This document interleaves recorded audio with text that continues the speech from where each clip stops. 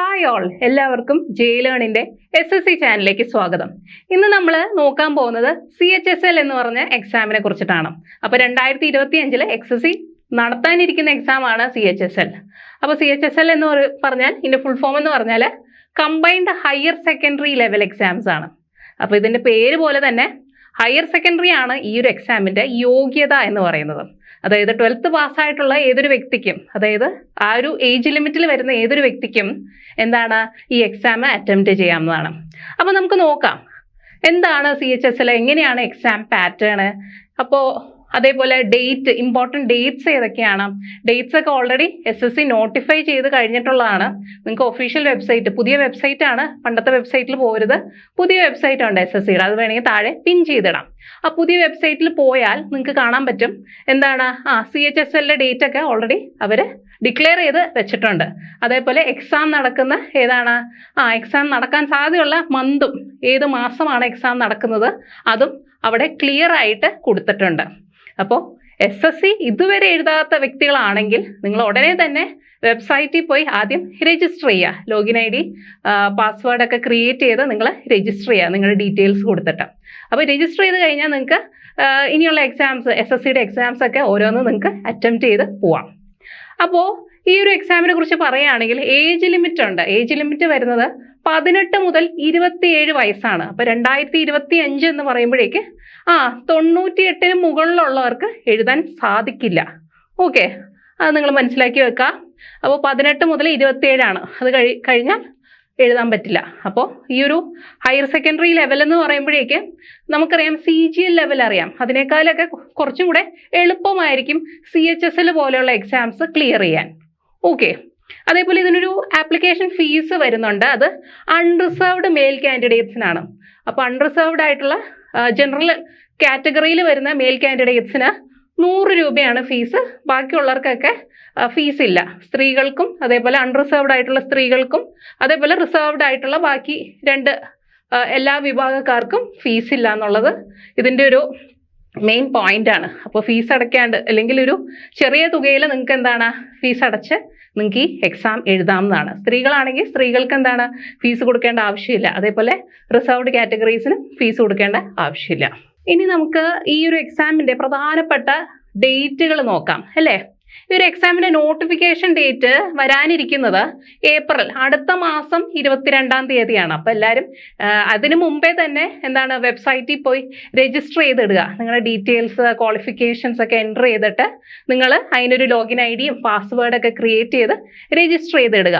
അപ്പോൾ ഡേറ്റ് മറക്കണ്ട, ഏപ്രിൽ 22-നാണ് നമ്മുടെ നോട്ടിഫിക്കേഷൻ വരുന്നത്. അപ്പോൾ നോട്ടിഫിക്കേഷനിൽ എന്തെങ്കിലും ചേഞ്ചസ് ഉണ്ടോ എന്നൊക്കെ നമുക്ക് അപ്പോൾ അറിയാൻ പറ്റും. പക്ഷേ 2024 വരുന്ന നോട്ടിഫിക്കേഷൻസ് ഒക്കെ ഉണ്ട് അല്ലേ, അത് വെച്ചിട്ട് നമുക്ക് എന്താണ് ഈ ഒരു എക്സാമിൻ്റെ സിലബസും പാറ്റേണൊക്കെ നമുക്ക് അറിഞ്ഞു വെക്കാൻ സാധിക്കും. അപ്പോൾ എക്സാമിന് മുമ്പേ തന്നെ നിങ്ങൾക്ക് പ്രിപ്പറേഷൻസ് ഒക്കെ തുടങ്ങാം. അപ്പോൾ നോട്ടിഫിക്കേഷൻ ഡേറ്റ് 22 ഏപ്രിൽ, ക്ലോസ് ചെയ്യുന്നത് 21 മെയ്ന് അത് ക്ലോസ് ചെയ്യും. അപ്പോൾ നിങ്ങൾ ഒരു ഈ ഡേറ്റ് ഒക്കെ കൃത്യമായിട്ട് നോട്ട് ചെയ്ത് വെക്കുക. ക്ലോസിംഗ് ഡേറ്റ് വരെ വെയിറ്റ് ചെയ്യാതെ മുന്നേ തന്നെ എല്ലാം അപ്ലൈ ചെയ്ത് വെക്കുക. രജിസ്ട്രേഷൻ അതാണ്, നേരത്തെ തന്നെ രജിസ്റ്റർ ചെയ്തിടുക. അതിനുശേഷം നോട്ടിഫിക്കേഷൻ വരുമ്പോൾ നിങ്ങൾക്ക് വെറുതെ അപ്ലൈ ചെയ്താൽ മതിയല്ലോ, അതുകൊണ്ടാണ്. ഇനി എക്സാം നടക്കുന്ന മാസങ്ങൾ ഏതാന്ന് വെച്ചാൽ ജൂൺ ജൂലൈ മാസമാണ്. ഈ വർഷം ജൂൺ ജൂലൈയിലാണ് CHSL നടക്കുന്നത്. അത് നമ്മുടെ ഒഫീഷ്യൽ വെബ്സൈറ്റിൽ ഓൾറെഡി കൊടുത്തിട്ടുണ്ട്. ഡേറ്റ്സും കാര്യങ്ങളൊക്കെ നിങ്ങൾ അപ്ലൈ ചെയ്ത് പിന്നെന്താണ് ഒരു 2 വീക്സ് മുമ്പൊക്കെ, ആ ഒരു എക്സാം ഡേറ്റിന് മുമ്പേ ആയിരിക്കും നിങ്ങൾക്ക് കൃത്യമായിട്ടുള്ള സ്ലോട്ടും ഷിഫ്റ്റൊക്കെ തരിക.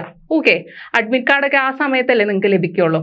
അപ്പോൾ ഡേറ്റും കാര്യങ്ങളൊക്കെ നിങ്ങൾക്ക് പിന്നീട് ലഭിക്കുന്നതായിരിക്കും. അപ്പോൾ ഈ ഡേറ്റ്സ് ഒക്കെ ഉറപ്പായിട്ടും നോട്ട് ചെയ്ത് വെക്കുക. നിങ്ങളുടെ കയ്യിൽ ഒരു കേന്ദ്ര സർക്കാർ ജോലിയാണ് ലഭിക്കാൻ പോകുന്നത്. അപ്പോൾ നിങ്ങൾ അതിന് മുന്നേ തന്നെ നന്നായിട്ട് പ്രിപ്പയർ ചെയ്ത് മുന്നോട്ട് പോകാൻ ശ്രമിക്കുക. ഇനി നമുക്ക് ഈ ഒരു എക്സാമിൽ വരുന്ന പോസ്റ്റുകൾ ഏതൊക്കെയാണെന്ന് നോക്കാം. ഏതൊക്കെ പോസ്റ്റിനാണ് ഈ ഒരു എക്സാം നടത്തുന്നതെന്ന് നോക്കാം. അതാ നോക്കിയേ, lower division clerk, junior secretariat assistant, data entry operator, postal assistant.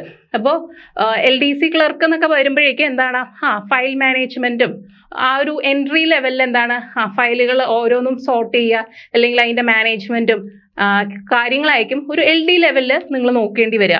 പിന്നെ വരുന്ന എന്താണ് സെക്രട്ടേറിയറ്റ് അസിസ്റ്റന്റ് പോലത്തെ തസ്തികകളുണ്ട്, ഡേറ്റ എൻട്രി ഓപ്പറേറ്റേഴ്സ് ഉണ്ട് അല്ലേ.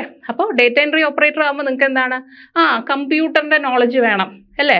അതേപോലെ ഡേറ്റ അതിൽ ഹാൻഡിൽ ചെയ്യാനും എൻട്രി ചെയ്യാനുള്ള നോളേജ് വേണം. അതേപോലെ ടൈപ്പിംഗ് സ്കില്ല് വേണം. ടൈപ്പിംഗ് സ്കില്ല് DEO, അതാണ് ഡേറ്റ എൻട്രി ഓപ്പറേറ്റർ. ഇതുപോലത്തെ തസ്തികകളിൽ വളരെ ഇമ്പോർട്ടൻ്റ് ആണ് ടൈപ്പിംഗ് സ്പീഡ്. അതേപോലെ ഈ DEO തന്നെ ഗ്രേഡ് A ഉണ്ട്, ഗ്രേഡ് B ഉണ്ട്. അപ്പോൾ ഗ്രേഡ് A വരുമ്പോഴേക്കും എന്താണ് നിങ്ങൾക്ക് കുറച്ചും കൂടെ സ്കില്ല് കൂടുതൽ വേണം. കൂടുതൽ ടൈപ്പിംഗ് സ്പീഡുള്ളവർക്ക് ഗ്രേഡ് Aയിലോട്ട് ലഭിക്കും, അല്ലെങ്കിൽ ഗ്രേഡ് B വേണമെങ്കിൽ കുറച്ച് ടൈപ്പിംഗ് സ്പീഡായിരിക്കും. അതൊക്കെ നോട്ടിഫിക്കേഷനിൽ ക്ലിയർ ആയിട്ട് അവർ ഇൻഡിക്കേറ്റ് ചെയ്യുന്നുണ്ട് എത്രയാണ് വേണ്ടത്, എത്ര വേർഡ്സ് പെർ മിനിറ്റ് ആണ് അല്ലെങ്കിൽ എത്ര വേർഡ്സ് പെർ അവർ ആണ് നിങ്ങൾ ടൈപ്പ് ചെയ്യേണ്ടതെന്നൊക്കെ ഡീറ്റെയിൽഡ് ആയിട്ട് അഡ്വർടൈസ്മെന്റിൽ തരുന്നതായിരിക്കും. ഓക്കെ. പിന്നെ പോസ്റ്റൽ അസിസ്റ്റന്റ് ഉണ്ട്, അല്ലെങ്കിൽ സോർട്ടിംഗ് അസിസ്റ്റന്റ് ഉണ്ട്. മെയിൽസിന്റെ ഡെലിവറി, അതിന്റെ സോർട്ടിങ്, മാനേജ്മെന്റ്, ഇതൊക്കെ ആയിരിക്കും നിങ്ങൾ പോസ്റ്റൽ അസിസ്റ്റന്റ് പോലത്തുള്ള തസ്തികയിൽ ചെയ്യുന്നുണ്ടാവുക.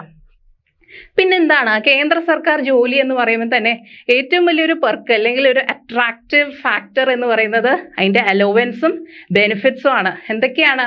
Transport allowance, house rent allowance കിട്ടും, നിങ്ങൾക്ക് ലോൺ എടുക്കാൻ പറ്റും അല്ലേ. ഒരു സെൻട്രൽ ഗവൺമെന്റ് എംപ്ലോയി എന്ന് പറയുമ്പോൾ നിങ്ങൾക്ക് ലോൺ ലഭിക്കും. പിന്നെന്താണ് ഡിയർനെസ് അലോവൻസ് ഉണ്ടാവും, സ്പെഷ്യൽ അലോവൻസ് ഉണ്ടാവും, മെഡിക്കൽ ലീവുകൾ ഉണ്ടാവും, പെയ്ഡ് ലീവുകൾ, മെറ്റേണിറ്റി ലീവുകളൊക്കെ ലഭിക്കും അല്ലേ. പെയ്ഡ് ആയിട്ടുള്ള മെറ്റേണിറ്റി ലീവുകൾ. നിങ്ങൾ ഇനിയിപ്പോൾ ഒരു പ്രൈവറ്റ് കമ്പനിയിലാണ് വർക്ക് ചെയ്യുന്നതെങ്കിൽ നിങ്ങൾക്ക് ഒരു പെയ്ഡ് ലീവ് നിങ്ങൾക്ക് ലഭിക്കുമോ? ഇല്ല. നിങ്ങൾക്ക് എന്താണ് അൺപെയ്ഡ് ലീവുകളായിരിക്കും അല്ലേ. മെറ്റേണിറ്റി പോലെ ആ ഒരു സമയത്ത് നിങ്ങൾക്ക് ആ ഒരു ബ്രേക്ക് എടുക്കേണ്ടി വരും. പക്ഷെ ഒരു കേന്ദ്ര സർക്കാർ ജോലി ലഭിക്കുകയാണെങ്കിൽ നിങ്ങൾക്ക് എന്താണ് ആ സമയത്ത് നിങ്ങൾക്ക് ഒരുപാട് ആവശ്യങ്ങളുണ്ടാവും അല്ലേ. അപ്പോൾ ഒരു പെയ്ഡ് ലീവ് കിട്ടുന്നത് എന്തൊരു വലിയൊരു അഡ്വാൻറ്റേജ് ആയിരിക്കും. അപ്പോൾ ഇതേപോലെയുള്ള കേന്ദ്ര സർക്കാർ ജോലിക്ക് വേണ്ടി നിങ്ങൾ കഠിനമായിട്ട് പരിശ്രമിക്കുക, ആ എക്സാം ക്ലിയർ ചെയ്യാൻ ശ്രമിക്കുക. അപ്പം നിങ്ങളുടെ ഒരു ഏജ് ലിമിറ്റ്, ആ ഒരു ഏജ് ഓവർ ആവാണ്ട് തന്നെ നിങ്ങൾ ഇതിന് വേണ്ടിയിട്ട് മാക്സിമം ട്രൈ ചെയ്യാം. അപ്പോൾ സ്റ്റേറ്റ് ലെവൽ എക്സാംസ് അല്ല, PSC മാത്രമല്ല, ഇതേപോലെയുള്ള സെൻട്രൽ ഗവൺമെൻറ് എക്സാംസും നിങ്ങൾക്ക് ട്രൈ ചെയ്ത് നിങ്ങളുടെ സിറ്റി തന്നെ, നിങ്ങൾക്ക് അടുത്തുള്ള സ്ഥലത്ത് തന്നെ നിങ്ങൾക്ക് ജോലി ലഭിക്കാനും സാധ്യതയുള്ള എക്സാംസ് ആണ് ഇതൊക്കെ. അതായത് നിങ്ങൾ ഹയർ റാങ്ക്, നിങ്ങൾ സെലക്ട് ചെയ്യുന്ന പ്രിഫറൻസ് അനുസരിച്ചിരിക്കും നിങ്ങൾക്ക് എവിടെ ജോലി കിട്ടും എന്നുള്ള കാര്യങ്ങൾ. അപ്പോൾ നിങ്ങൾ വേക്കൻസി നോക്കുക, എവിടെയാണ് കൂടുതൽ വേക്കൻസി ഉള്ളത്, അല്ലെങ്കിൽ നിങ്ങൾക്ക് അടുത്തുള്ള സിറ്റീസിൽ വേക്കൻസീസ് ഉണ്ടോ, ഈ ഒരു ഡിപ്പാർട്ട്മെന്റിലുണ്ടോ എന്നൊക്കെ ചെക്ക് ചെയ്തിട്ട് വേണം നിങ്ങൾ അപ്ലൈ ചെയ്യാനായിട്ട്. അപ്പോൾ SSC ആണെങ്കിൽ പ്രോപ്പറായിട്ട് ഈ വേക്കൻസി അല്ലെങ്കിൽ ആ കാര്യങ്ങളൊക്കെ ടെൻറ്റേറ്റീവ് വേക്കൻസീസും ഒക്കെ അവർ പബ്ലിഷ് ചെയ്യുന്നതാണ്. അപ്പോൾ നിങ്ങൾ എപ്പോഴും SSCയുടെ വെബ്സൈറ്റ് ചെക്ക് ചെയ്യുക, അതിൽ വരുന്ന ഇൻഫോർമേഷൻസ് ഒക്കെ ഒന്ന് പഠിച്ചു നോക്കുക. അഡ്വർടൈസ്മെന്റ്സും അല്ലെങ്കിൽ ആഡും അവരുടെ നോട്ടിഫിക്കേഷൻസ് ഒക്കെ ക്ലിയർ ആയിട്ട് വായിച്ചു നോക്കാം. അപ്പോൾ തന്നെ നിങ്ങൾക്ക് അതിനെക്കുറിച്ചൊരു ക്ലിയർ ഐഡിയ കിട്ടും. ഇനി നമുക്ക് നോക്കാനുള്ള എക്സാമുകളുടെ സ്റ്റേജിനെ കുറിച്ചാണ്. അപ്പോൾ CHSൽ വരുന്നത് എന്താണ്, ഒരു ടയർ 1 എക്സാം ഉണ്ട്, ടയർ 2 ഉണ്ട്, പിന്നെ ടയർ 3 എന്ന് പറയുന്നത് ബേസിക്കലി സ്കിൽ ടെസ്റ്റ് ആണ്, ക്വാളിഫയിങ് ഇൻ നേച്ചർ ആണ്. അപ്പോൾ ടയർ 1 എക്സാമിൽ എന്താണ് MCQ ടൈപ്പ് ഓഫ് ക്വസ്റ്റ്യൻസ് ആണ്. ടയർ 2ലും MCQ ടൈപ്പ് ക്വസ്റ്റ്യൻസ് ആണ് ടയർ 2ലും വരിക. അപ്പോൾ അതിൻ്റെ സബ്സെക്ഷൻസ് ഒക്കെ ഉണ്ട്, അത് നിങ്ങൾക്ക് ഞാൻ ഡീറ്റെയിൽഡ് ആയിട്ട് കാണിച്ചു തരുന്നതാണ്. അപ്പോൾ ബേസിക്കലി എന്താണ്, മെയിനായിട്ട് ടയർ 1ഉം 2ഉം ഇമ്പോർട്ടൻ്റ് ആണെന്ന് നിങ്ങൾ ഓർത്ത് വെക്കുക. അപ്പോൾ ഇതിൻ്റെ കൂടുതൽ ഡീറ്റെയിൽസ് ഞാൻ പറഞ്ഞു തരുന്നതായിരിക്കും. സ്കിൽ ടെസ്റ്റ് എന്ന് പറയുമ്പോൾ ടൈപ്പിംഗ് ടെസ്റ്റുകളൊക്കെ ആയിരിക്കും അതിൽ കൂടുതലായിട്ട് വരിക. അപ്പോൾ ടയർ 1ൻ്റെ നോക്കാം, ഒബ്ജക്റ്റീവ് ടൈപ്പാണ്, MCQ ആയിരിക്കും. ടയർ 1ൽ വരുന്ന സബ്ജക്ട്സ് നോക്കാം. ഇംഗ്ലീഷ് പാർട്ട് 1 ഇംഗ്ലീഷ് ലാംഗ്വേജ് ഉണ്ട്, 50 മാർക്കിന് ഇംഗ്ലീഷ് ലാംഗ്വേജ് ഉണ്ട്. ബേസിക് ആയിട്ടുള്ള ക്വസ്റ്റ്യൻസ് ആയിരിക്കും, 25 ചോദ്യങ്ങൾ ഉണ്ടാവും.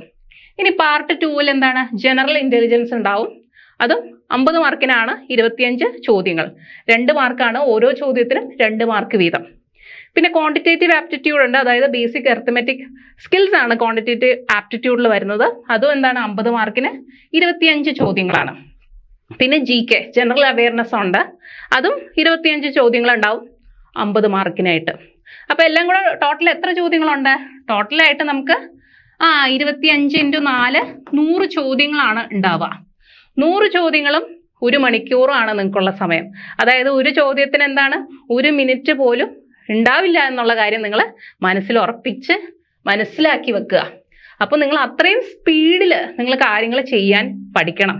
അപ്പോൾ ആ ഒരു പ്രാക്ടീസ് ഇപ്പോൾ തന്നെ നിങ്ങൾ എന്താണ് നോട്ടിഫിക്കേഷൻ വരുന്നതിന് മുന്നേ തന്നെ നിങ്ങൾ എന്താണ് പ്രീവിയസ് ഇയർ ക്വസ്റ്റ്യൻ പേപ്പേഴ്സും അല്ലെങ്കിൽ ഇതിൻ്റെ എന്താ പറയുക സാധ്യതാ ക്വസ്റ്റ്യൻസും ഒക്കെ നോക്കി നിങ്ങൾ പ്രാക്ടീസ് ചെയ്യാൻ ശ്രമിക്കുക. കാരണം ജനറൽ ഇൻ്റലിജൻസ് പോലെയുള്ള പാർട്ടൊക്കെ എന്താണ് നിങ്ങൾക്ക് ഒരുപാട് ടൈം കൺസ്യൂം ചെയ്യുന്ന പോർഷൻസ് ആയിരിക്കാം അല്ലേ. സീറ്റിംഗ് അറേഞ്ച്മെൻറ്റ്സ് അങ്ങനത്തെ ക്വസ്റ്റ്യൻസ് ഒക്കെ വരുമ്പോൾ എന്താണ് പെട്ടെന്ന് നിങ്ങൾക്ക് എന്താണ് ശ്രദ്ധ തെറ്റിയാൽ നിങ്ങളുടെ ആ ഒരു അറേഞ്ച്മെന്റിൽ വരുന്ന 5 ക്വസ്റ്റ്യൻസ് അപ്പാടെ നിങ്ങളുടെ തെറ്റായി പോകും അല്ലേ. സീറ്റിംഗ് അറേഞ്ച്മെന്റ് ഒരുവിധം ബാങ്ക് എക്സാംസ് എഴുതിയവർക്ക് അറിയാം അല്ലേ. ഒരു സീറ്റിംഗ് അറേഞ്ച്മെന്റ് ക്വസ്റ്റ്യൻ ഉണ്ടെങ്കിൽ അതിന് കറസ്പോണ്ടിങ് ആയിട്ട് അല്ലെങ്കിൽ അതിനെ റിലേറ്റ് ചെയ്തിട്ട് എന്താണ് ഒരു 5 ക്വസ്റ്റ്യൻസ് താഴെ ഉണ്ടാവും. അപ്പോൾ ഫസ്റ്റ് നിങ്ങൾ കറക്റ്റായിട്ട് ആ ഒരു സീറ്റിംഗ് അറേഞ്ച്മെന്റ് കണ്ടുപിടിച്ചില്ല എന്നുണ്ടെങ്കിൽ നിങ്ങളുടെ 5 ക്വസ്റ്റ്യൻസും തെറ്റിപ്പോവാൻ സാധ്യതയുണ്ട്. അപ്പോൾ ഇതൊക്കെ നിങ്ങൾ എന്താണ് ശ്രദ്ധാപൂർവം അതേപോലെ തന്നെ സമയം അധികം ചിലവഴിക്കാതെ ചെയ്യേണ്ട സെക്ഷനുകളാണ് ജനറൽ ഇൻ്റലിജൻസ് പോലെയുള്ള പോർഷൻസ്. അപ്പോൾ ഈ ഒരു 4 പോർഷൻസ് ആണ് 1 മണിക്കൂറിനുള്ളിൽ. ഇതൊക്കെ എന്താണ് ഒറ്റ പേപ്പറിൽ വരുന്ന ചോദ്യങ്ങളാണ്. അപ്പോൾ നിങ്ങൾക്ക് ഓൺലൈൻ ടെസ്റ്റ് ആയിരിക്കും. അപ്പോൾ കമ്പ്യൂട്ടറിൽ ഫസ്റ്റ് സെക്ഷൻ ഇംഗ്ലീഷ് വരും. അങ്ങനെ ബ്ലിങ്ക് ചെയ്ത് നിങ്ങൾ ഓരോന്നും ക്ലിക്ക് ചെയ്ത് പോകണം. അതും നിങ്ങൾ എന്താണ് ടൈം മാനേജ് ചെയ്യാൻ പഠിക്കണം. ആ ഒരു ചുരുങ്ങിയ സമയത്തിനുള്ളിൽ ഇത്രയും ക്വസ്റ്റ്യൻസ് ചെയ്തു തീർക്കാനും കൂടെ നിങ്ങൾ പഠിച്ചിരിക്കണം. അപ്പോൾ ഇതാണ് ബേസിക്കലി ടയർ 1 എന്ന് പറയുന്നത്. ഇനി നമുക്ക് എന്താണ് ടയർ 1ൽ എന്താണ് നെഗറ്റീവ് മാർക്കിംഗ് ഉണ്ട്. അപ്പോൾ നിസ്സാര നെഗറ്റീവ് അല്ല. എത്രയാണ് 1/2 മാർക്ക് പോവും. ഒരു തെറ്റായ ചോദ്യത്തിന് ഒരു തെറ്റായ ഉത്തരത്തിന് 1/2 മാർക്ക് അവർ ഡിഡക്റ്റ് ചെയ്യും. ഓക്കെ, ഇനി നമുക്ക് ടയർ 1ന്റെ സിലബസ് നോക്കാം.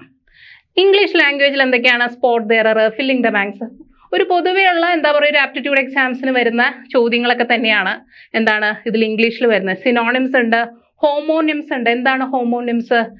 ഒരേ സ്പെല്ലിംഗ് ഉള്ളത് പക്ഷെ ഡിഫറെൻറ്റ് പ്രൊനൗൺസിയേഷൻ ഉള്ള വാക്കുകളെയാണ് ഹോമോണിംസ് എന്ന് പറയാം അല്ലേ.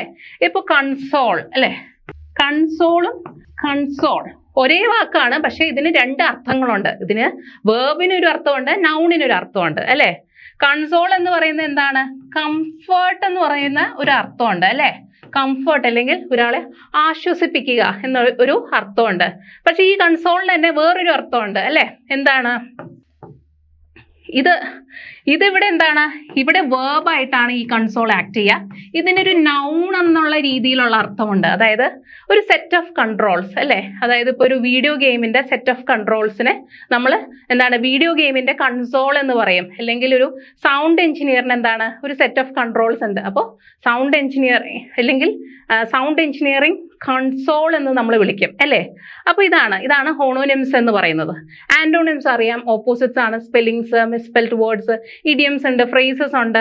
അപ്പോൾ ഇങ്ങനത്തെ കുറേ കാര്യങ്ങൾ, പാസീവ് ആക്റ്റീവ് വോയിസ്, ഇംഗ്ലീഷിൽ പൊതുവേ ചോദിക്കുന്ന ടോപ്പിക്സ് ഒക്കെ ഉണ്ട്. ക്ലോസ് പാസേജ് ഉണ്ട്. ക്ലോസ് ടെസ്റ്റ് എന്നൊക്കെ പറയുമ്പോൾ എന്താണ് ഒരു പാരഗ്രാഫ് തരും, അതിൽ മിസ്സിംഗ് വേർഡ്സ് ഇട്ട് കൊടുക്കും അല്ലെങ്കിൽ ബ്ലാങ്ക്സ് ഇട്ട് കൊടുക്കും. അത് നമ്മൾ എന്താണ് ആ പ്ലേസിൽ ഏത് വാക്കായിരിക്കും വരിക, ഏത് വാക്കായിരിക്കും പ്രോബബ്ലി ദ ബെസ്റ്റ് എന്നുള്ള കാര്യം നമ്മൾ നോക്കി അതിൽ ഫില്ല് ചെയ്ത് പോവാം. അപ്പോൾ അങ്ങനത്തെ ടെസ്റ്റുകൾ കോംപ്രിഹെൻഷൻ ഉണ്ടാവും, വലിയൊരു പാസേജ് തരും, അതിൽ നിന്ന് ചോദ്യങ്ങൾ ഉണ്ടാവാം. ഓക്കെ, അപ്പോൾ ഇതൊക്കെയാണ് ബേസിക്കലി ഇംഗ്ലീഷിൽ വരിക.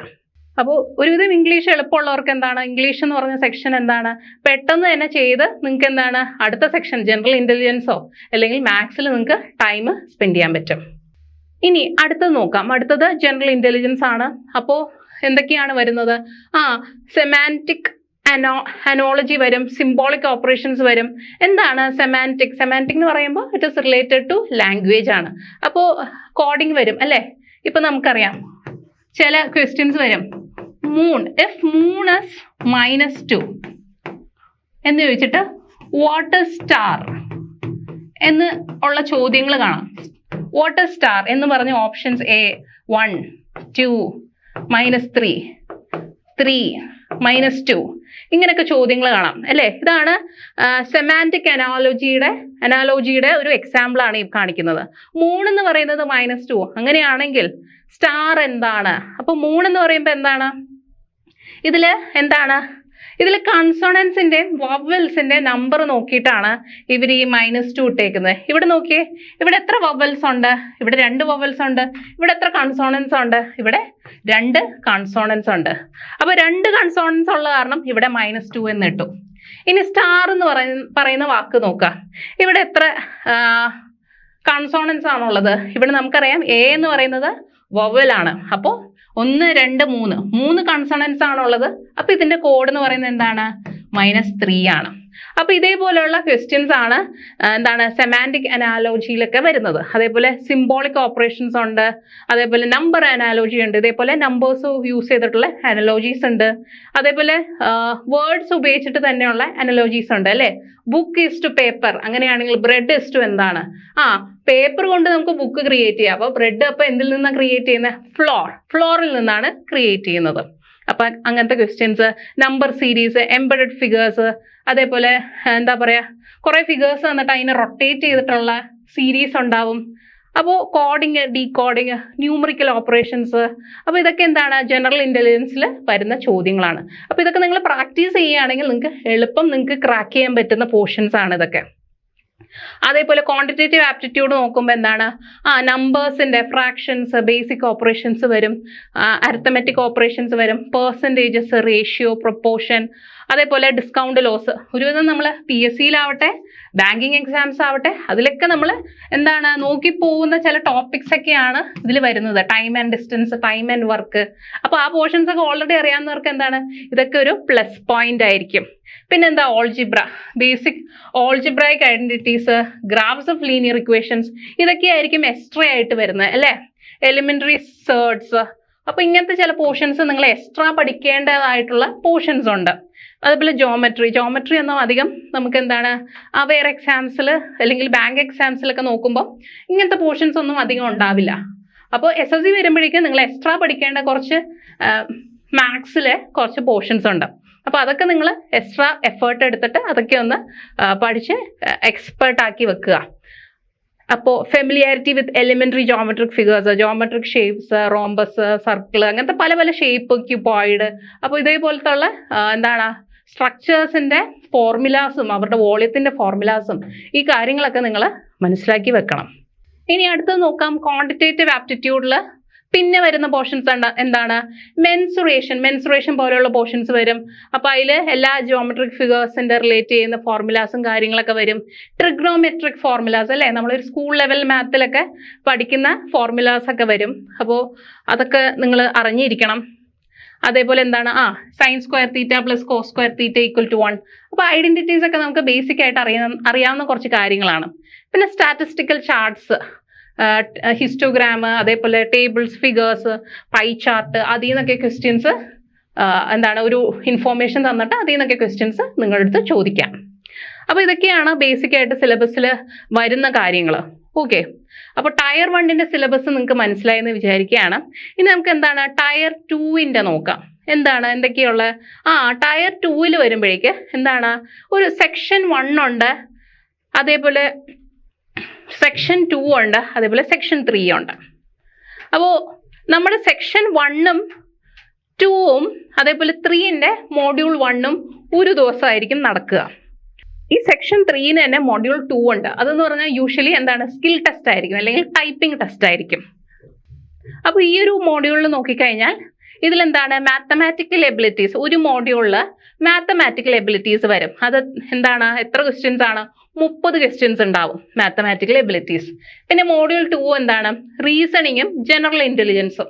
അപ്പോൾ മാത്സിന്റെ എല്ലാം കൂടെ ചേർത്തിട്ട് ഒരു സെക്ഷനിൽ അവര് എന്താണ് ഇൻക്ലൂഡ് ചെയ്ത് വെച്ചിട്ടുണ്ട്. അപ്പോൾ ഇത്രയും ക്വസ്റ്റ്യൻസ്, അതായത് 30 60 ചോദ്യം ഉണ്ടാവും. സെക്ഷൻ 1ൽ നിന്ന് 60 ചോദ്യം ഉണ്ടാവും. ഓരോ ചോദ്യത്തിനും 3 മാർക്ക് വീതം, അതായത് 180 മാർക്കായിരിക്കും മാക്സിമം ആയിട്ട് നിങ്ങൾക്ക് ഈ ഒരു സെക്ഷനിൽ നിന്ന് ലഭിക്കുക.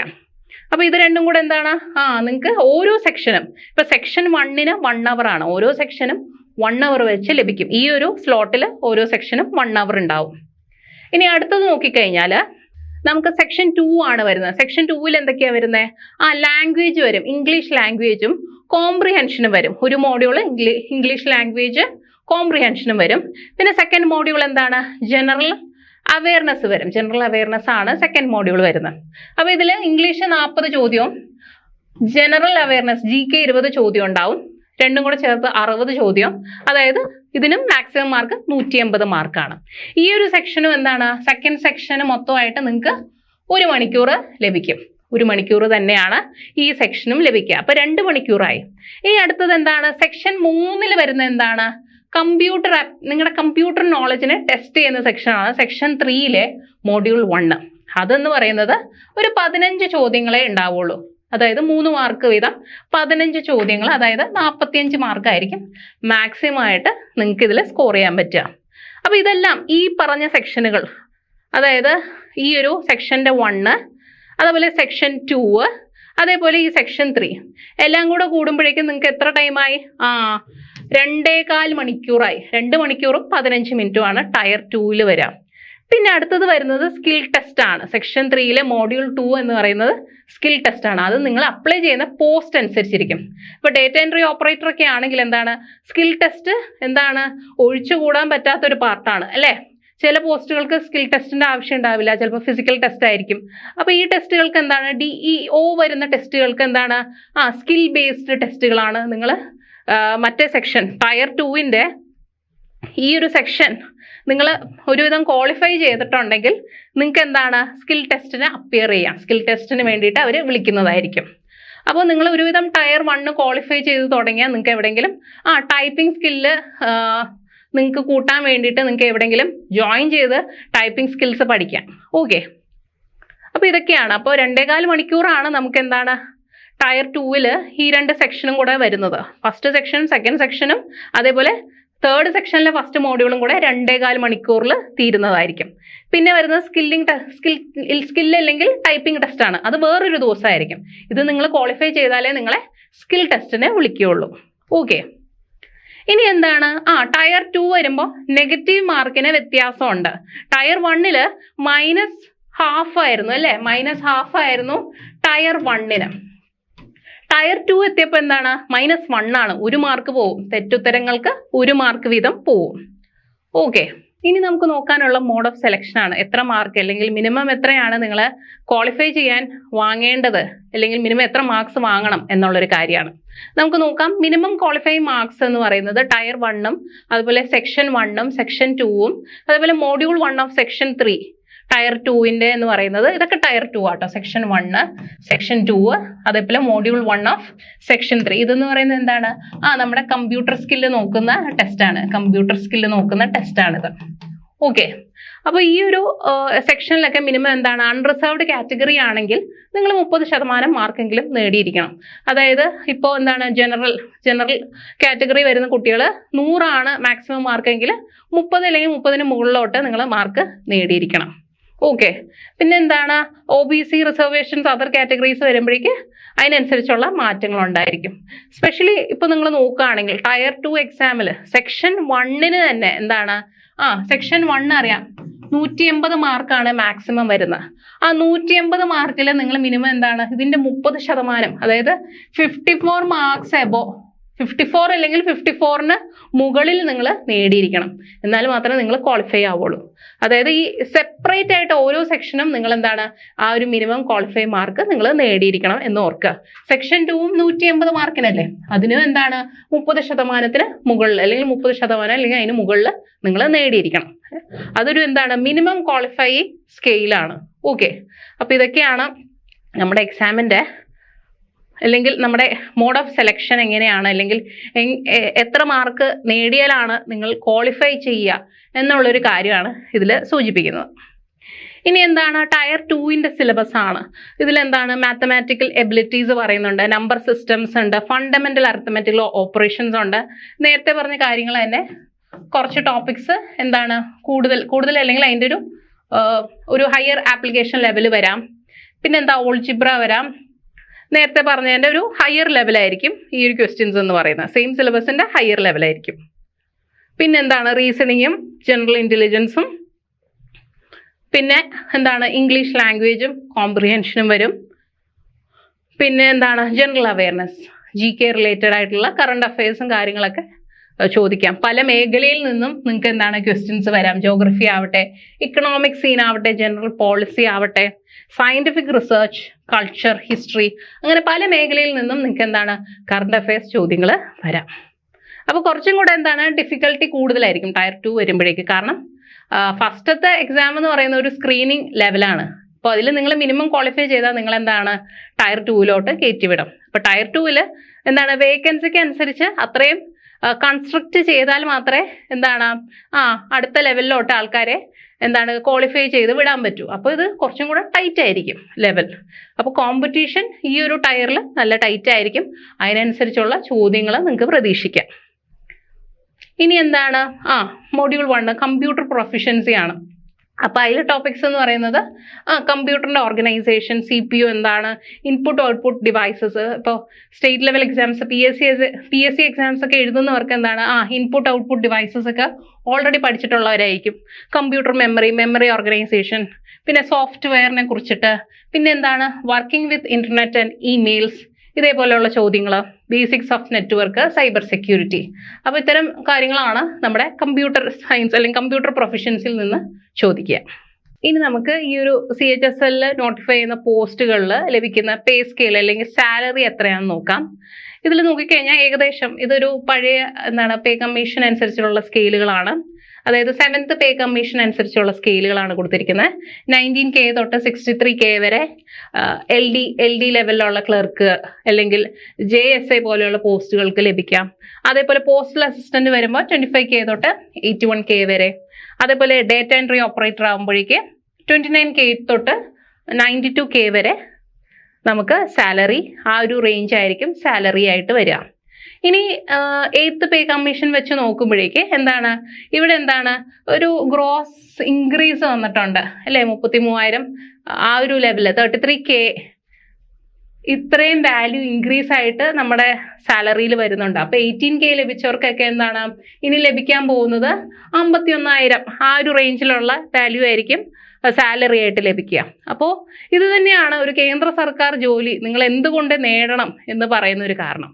അപ്പോൾ നിങ്ങൾക്ക് നല്ലൊരു എൻട്രി ലെവലിൽ തന്നെ, അതായത് 12th ക്വാളിഫിക്കേഷനിൽ നിങ്ങൾക്ക് ലഭിക്കാൻ പറ്റുന്ന ഏറ്റവും നല്ലൊരു സെക്യൂർഡ് ആയിട്ടുള്ള ഒരു ജോലിയാണ് അല്ലേ. ഈ ഒരു ജോലി കയറി കഴിഞ്ഞാൽ നിങ്ങൾക്ക് വേറെ ഒരു പ്രശ്നമില്ല, ഒരു കൃത്യമായ സമയത്തുള്ള ജോലിയായിരിക്കും അല്ലേ. നിങ്ങൾക്ക് ഓവർ ടൈം വർക്ക് ചെയ്യേണ്ടി വരില്ല. ഓഫ് കോഴ്സ് ചില ജോലികളിൽ ഓവർ ടൈം അല്ലെങ്കിൽ ഷിഫ്റ്റ് അനുസരിച്ച് വരുന്ന സന്ദർഭങ്ങളുണ്ട് അല്ലേ ഗവൺമെന്റ് ജോബ്സിൽ. പക്ഷെ ഒരു ഓഫീസ് ജോലി ആകുമ്പോൾ നമുക്കറിയാം അല്ലേ, ഒരു ടൈമിനുള്ളിൽ അല്ലെങ്കിൽ നിങ്ങൾക്ക് കിട്ടേണ്ട അലവൻസുകൾ ലഭിക്കുന്നു, പെയ്ഡ് ലീവുകൾ ലഭിക്കുന്നു അല്ലേ. എന്തുകൊണ്ടും ഒരു പ്രൈവറ്റ് ജോലിയെക്കാളും ഏറ്റവും അത്യുത്തമമാണ് ഒരു കേന്ദ്ര സർക്കാർ ജോലി എന്ന് പറയാം. അപ്പോൾ ഇതിനു വേണ്ടിയിട്ട് തീവ്രമായിട്ട് പരിശ്രമിക്കുക. അതേപോലെ ഈ ഒരു പോസ്റ്റിന്റെ വേക്കൻസികളും ഏതൊക്കെ ഡിപ്പാർട്ട്മെന്റുകളും ആണ് ഉള്ളത് എന്നുള്ളൊരു കാര്യം ഞാൻ കാണിച്ചു തരാം. അപ്പോൾ ഇതെന്ന് പറഞ്ഞാൽ നമ്മുടെ CHSLന്റെ ഒരു ടെൻറ്റേറ്റീവ് വേക്കൻസി ലിസ്റ്റാണ്. 2024 എക്സാമിന്റെ അതിന്റെ കറസ്പോണ്ട് ചെയ്യുന്ന ഒരു വേക്കൻസി ലിസ്റ്റാണ്. അപ്പോൾ ഇത് നിങ്ങളെ കാണിക്കാനുള്ള മെയിൻ റീസൺ എന്താണെന്ന് വെച്ചാൽ ഇതിൽ നമുക്ക് ഏതൊക്കെ ഡിപ്പാർട്ട്മെന്റുകളിലേക്കാണ് നിങ്ങൾക്ക് ഈ ഒരു ജോലി ലഭിക്കുക എന്നുള്ളൊരു കാര്യം കാണിക്കാൻ വേണ്ടിയിട്ടാണ്. അപ്പോൾ നമുക്ക് നോക്കിക്കഴിഞ്ഞാൽ കാണാം, മിനിസ്ട്രിയുടെ പേര് കൊടുത്തിട്ടുണ്ട്. National commission for schedule tribes, schedule caste, central vigilance കമ്മീഷന്, ഇതേപോലെയുള്ള ഇലക്ഷൻ കമ്മീഷൻ ഓഫ് ഇന്ത്യ. ഇവിടെയൊക്കെ ക്ലറിക്കൽ ലെവൽ പോസ്റ്റുകൾ നിങ്ങൾക്ക് ലഭിക്കും. അതേപോലെ ഫോറിൻ അഫയേഴ്സ് ഉണ്ട്, പബ്ലിക് ഡിസ്ട്രിബ്യൂഷൻ മിനിസ്ട്രി ഉണ്ട്, ഫുഡ് ഡിസ്ട്രിബ്യൂഷൻ ഉണ്ട്, ആർക്കിയോളജിക്കൽ സർവേ ഓഫ് ഇന്ത്യ, ഇതേപോലെയുള്ള മിനിസ്ട്രി, ഡിഫൻസ് മിനിസ്ട്രിയിലൊക്കെ നിങ്ങൾക്ക് സ്റ്റോർ ഡിപ്പാർട്ട്മെന്റിൽ ക്ലറിക്കൽ പോസ്റ്റ് ലഭിക്കും. അതേപോലെ ഫോറിൻ അഫയേഴ്സ് വരുന്നുണ്ട്, എക്സ്റ്റേണൽ അഫയേഴ്സ് വരുന്നുണ്ട് അല്ലേ. എക്സ്റ്റേണൽ അഫയേഴ്സിൽ സെൻട്രൽ പാസ്പോർട്ട് ഓർഗനൈസേഷൻ. അപ്പോൾ നമുക്ക് ഒരിക്കലെങ്കിലും പാസ്പോർട്ട് ഓഫീസിൽ പോയവർക്ക് അറിയാം അല്ലേ, അവിടെ കുറേ ഓഫീസേഴ്സ് ഇരിക്കുന്നുണ്ട്. അപ്പോൾ നിങ്ങൾക്ക് ഒരു ഡൗട്ട് വന്നിട്ടുണ്ടാവാം, ഇവരൊക്കെ ഏത് എക്സാം എഴുതിയിട്ടാണ് ഈ ഒരു പൊസിഷനിൽ ഇരിക്കുന്നതെന്ന് അല്ലേ. അപ്പോൾ അവർ ഇതേപോലുള്ള SSC എക്സാംസ് എഴുതി കഴിഞ്ഞാൽ നിങ്ങൾക്ക് നിങ്ങൾക്ക് അടുത്തുള്ള പാസ്പോർട്ട് ഓഫീസുകളിൽ നിങ്ങൾക്ക് വർക്ക് ചെയ്യാൻ പറ്റും. ഓക്കെ. അപ്പോൾ നിങ്ങൾ പ്രിഫറൻസും നിങ്ങൾ അപ്ലൈ ചെയ്യുമ്പോൾ തന്നെ ഈ ഒരു നോട്ടിഫിക്കേഷൻ വന്നു കഴിയുമ്പോൾ തന്നെ നിങ്ങൾക്ക് കാണാൻ പറ്റും ഏതൊക്കെ ഡിപ്പാർട്ട്മെന്റുകളിലേക്കാണ് ഈ ഒരു പോസ്റ്റ് വിളിച്ചിരിക്കുക എന്നുള്ളത്. അപ്പോൾ അതിനനുസരിച്ച് നിങ്ങൾ പ്രിഫർ ചെയ്യാം. നിങ്ങൾക്ക് ഏത് പോസ്റ്റാണ് നിങ്ങൾക്ക് നിങ്ങൾ മോസ്റ്റ്ലി പ്രിഫർ ചെയ്യുന്നതെന്ന് നിങ്ങൾക്ക് അതിൽ ടിക്ക് ചെയ്യാൻ പറ്റും. അപ്പോൾ നിങ്ങൾക്ക് പോസ്റ്റൽ ഈ ഒരു ഡിപ്പാർട്ട്മെന്റ് ആണ് നിങ്ങൾ ഏറ്റവും കൂടുതൽ പ്രിഫർ ചെയ്യുന്നതെങ്കിൽ നിങ്ങൾക്ക് അത് ഫസ്റ്റ് പ്രിഫറൻസ് ആയിട്ട് വെക്കാം. അപ്പോൾ നിങ്ങൾക്ക് എന്താണ് നോട്ടിഫിക്കേഷൻ എല്ലാം കൊടുത്തിട്ടുണ്ടാവും, വേക്കൻസി ലിസ്റ്റുകൾ ഉണ്ടാവും. അപ്പോൾ ഇതൊക്കെ അനുസരിച്ച് നിങ്ങൾ ഏതിനാണ് കൂടുതൽ വേക്കൻസി ഉള്ളത് അതനുസരിച്ച് നിങ്ങൾക്ക് അപ്ലൈ ചെയ്യാവുന്നതാണ്. അതേപോലെ റവന്യൂ ഡിപ്പാർട്ട്മെന്റ്, ഹോം അഫയേഴ്സിന്റെ പല പല ഡിപ്പാർട്ട്മെന്റ്സ് ഉണ്ട്, നാർക്കോട്ടിക്സ് ബ്യൂറോ ഉണ്ട്. അങ്ങനെ എല്ലാ ഡിപ്പാർട്ട്മെന്റുകളും നമുക്ക് എന്താണ് ഗവൺമെന്റ് ഡിപ്പാർട്ട്മെന്റുകളും ഇതിന്റെ കീഴിൽ വരുന്നതാണ്. അപ്പോൾ നിങ്ങൾക്ക് എന്താണ് നല്ലൊരു കേന്ദ്ര സർക്കാർ ജോലി 2025 തന്നെ നേടാൻ സാധിക്കട്ടെ എന്ന് ഞാൻ നേരുകയാണ്. കാരണം ഇതേപോലുള്ള എക്സാംസ് എന്താണ് ആ ഒരു ഏജ് ലിമിറ്റിനുള്ളിൽ തന്നെ നിങ്ങൾ ട്രൈ ചെയ്ത് മാക്സിമം നിങ്ങൾ പരിശ്രമിക്കുക. എന്തായാലും ഉറപ്പായിട്ടും 2025 എന്ന് പറയുന്നത് ഒരുപാട് പ്രതീക്ഷകൾ ഉണർത്തുന്ന ഒരു വർഷമാണ് അല്ലേ. ഒരുപാട് ഓപ്പർച്യൂണിറ്റീസും ഒരുപാട് എക്സാംസ് ഒക്കെ വരികയാണ്. അപ്പോൾ നിങ്ങൾ ഏത് എക്സാമിനാണോ കോൺസെൻട്രേറ്റ് ചെയ്യുന്നത് ആ ഒരു എക്സാം ഫോക്കസ് ചെയ്ത് പോവാം. ഇപ്പം നിങ്ങൾ PSC പഠിക്കുന്ന ഒരാളായാലും എന്താണ് അതിൻ്റെ പഠനം എന്തായാലും വേസ്റ്റായി പോവില്ല. PSCക്ക് പഠിച്ച കുറച്ച് കാര്യങ്ങൾ അല്ലെങ്കിൽ മാത്സിൽ പഠിക്കുന്ന കുറച്ച് കാര്യങ്ങൾ ഇവിടെയും നിങ്ങൾക്ക് ഉപയോഗിക്കാൻ പറ്റും. അപ്പോൾ ഈ ഒരു വർഷം നമുക്ക് മാക്സിമം എന്താണ് നല്ലൊരു ജോലി ലഭിക്കാനുള്ള പരിശ്രമങ്ങൾ നമ്മൾ കൂട്ടി കൊണ്ടുവരാം. അപ്പോൾ ഈ ഒരു നോട്ടിഫിക്കേഷൻ വരുന്നതിന് മുമ്പ് തന്നെ നിങ്ങൾ എന്താണ് ഇതിന് വേണ്ടിയിട്ടുള്ള തയ്യാറെടുപ്പുകൾ തുടങ്ങുക. അതായത് CHSLന്റെ നോട്ടിഫിക്കേഷൻ അടുത്ത മാസം ഏപ്രിൽ 22-നാണ് വരാൻ ഇരിക്കുന്നത്. അപ്പോൾ അതിനു മുമ്പ് തന്നെ ഇതിന്റെ എക്സാമിന്റെ നേച്ചർ മനസ്സിലാക്കാം. ഇതിൽ എത്ര ടയർ വരും, എത്ര സ്റ്റേജസ് വരും. അതേപോലെ ഓൾറെഡി എക്സാമിൽ കയറിയിരിക്കുന്ന ആൾക്കാരുണ്ടാവാം അല്ലേ. ഇതേപോലെ സെൻട്രൽ ഗവൺമെന്റ് ജോലി ചെയ്യുന്ന ആൾക്കാരുണ്ടാവും, നിങ്ങളുടെ അതേ കേരളത്തിൽ തന്നെ ജോലി ചെയ്യുന്നവരുണ്ടാവും. അപ്പോൾ അവരോടൊക്കെ നിങ്ങൾക്ക് ചോദിച്ചറിയാൻ പറ്റും. അതേപോലെ യൂട്യൂബിൽ കുറേ ഇന്റർവ്യൂസ് ഉണ്ടാവാം. ഈ ഒരു ടയർ 1 ജയിച്ചവരും ടയർ 2 എങ്ങനെയായിരുന്നു അവരുടെ ഒരു പ്രോസസ്സ്, ഈ ഒരു എക്സാം വിൻ ചെയ്യാനുള്ള പ്രോസസ്സ് എങ്ങനെയായിരുന്നു, ഇതൊക്കെ നിങ്ങൾക്ക് എന്താണ് കേട്ടറിഞ്ഞ് ഈ ഒരു തസ്തിക എങ്ങനെ നമുക്ക് നേടിയെടുക്കാം എന്നുള്ള കാര്യങ്ങൾ അറിഞ്ഞു വെക്കുക. അതേപോലെ നിങ്ങളുടെ പ്രിപ്പറേഷൻസ് ഇന്ന് തന്നെ സ്റ്റാർട്ട് ചെയ്യാം. അപ്പോൾ നിങ്ങൾക്ക് എന്താണ് 2025 എന്താണ് ഒരു സെൻട്രൽ ഗവൺമെന്റ് ജോലി ലഭിക്കട്ടെ എന്ന് ആശംസിച്ചുകൊണ്ട് നമ്മൾ ഈ ഒരു സെക്ഷൻ വൈൻഡപ്പ് ചെയ്യാണ്. അപ്പോൾ നിങ്ങൾക്ക് ഇനി SSC എക്സാംസിനെ കുറിച്ച് എന്താണ് നിങ്ങൾക്ക് അറിയേണ്ടത് എന്നുള്ള കാര്യങ്ങളൊക്കെ ഇനി കൂടുതലായിട്ട് അഡീഷണൽ ആയിട്ട് നിങ്ങൾക്ക് എന്തെങ്കിലും കാര്യങ്ങൾ അറിയാനുണ്ടോ എന്നുള്ള കാര്യങ്ങൾ നിങ്ങൾ കമൻറ്റ് ബോക്സിൽ ഇടുക. അപ്പോൾ അതിന് ആ ഒരു ടോപ്പിക്കിനെ ബേസ് ചെയ്തിട്ടുള്ള വീഡിയോസുമായിട്ട് ജയിലേൺ എത്തുന്നതായിരിക്കും. അപ്പോൾ ജയിലേൺ SSC എല്ലാവരും സബ്സ്ക്രൈബ് ചെയ്യാത്തവരൊക്കെ സബ്സ്ക്രൈബ് ചെയ്യുക, ഫോളോ ചെയ്യുക, ലൈക്ക് ചെയ്യുക, ഈ വീഡിയോ എല്ലാവർക്കും ഷെയർ ചെയ്ത് കൊടുക്കുക. താങ്ക്